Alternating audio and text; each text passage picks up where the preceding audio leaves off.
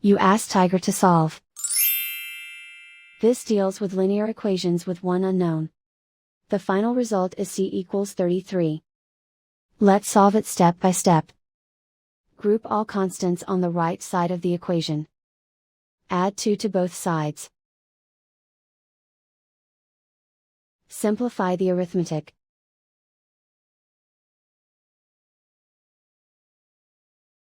Isolate the c. Multiply both sides by 3.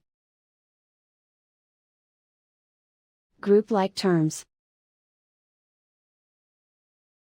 Multiply the coefficients. Simplify the fraction.